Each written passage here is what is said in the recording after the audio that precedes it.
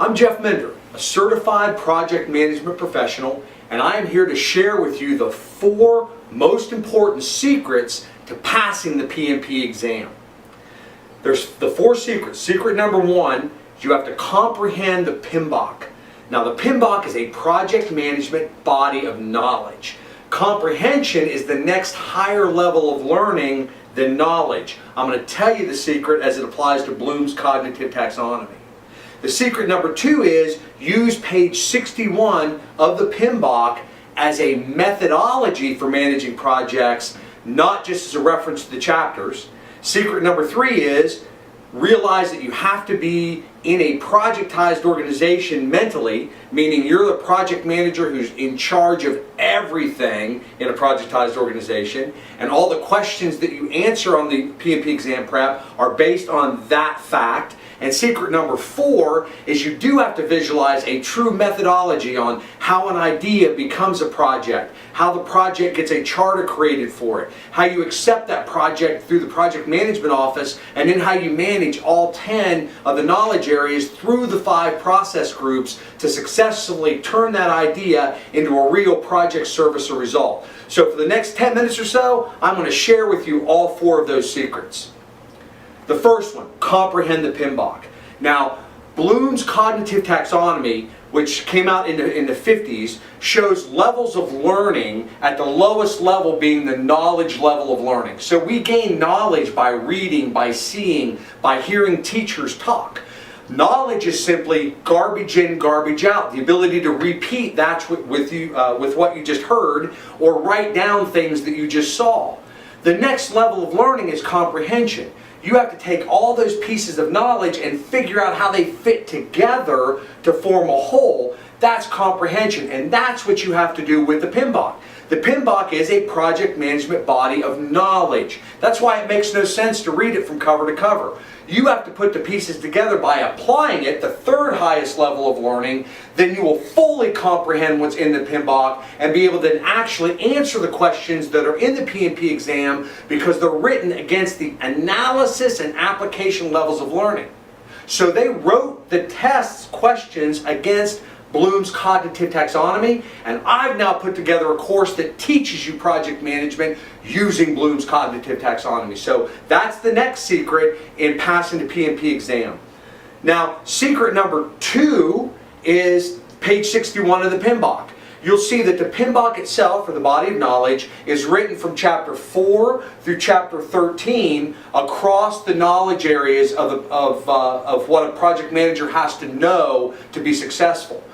My course is written across the 5 process groups that are across the top. So if you read the PMBOK chapter 4, you're reading about integration management from A to Z. But if you have to actually apply project management in actual practice, you actually get your charter first, then you identify your stakeholders, which is all the way down to chapter 13.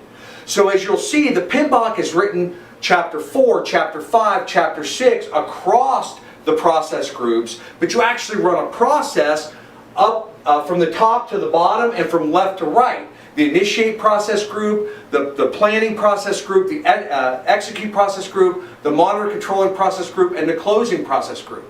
I'll show you how to think about project management using this process that you can actually treat as a methodology. That is page 61 of the PMBOK. Secret number 3. You have to know that you're in a projectized organization when you answer the questions on the PMP exam. Remember, you're probably in a functional organization today. You see the silos. That's where your marketing department is separate from your IT department, separate from your sales department, separate from your finance department. That's siloed. That's a functional organization. On the other side of that is a projectized organization where project managers run the organization.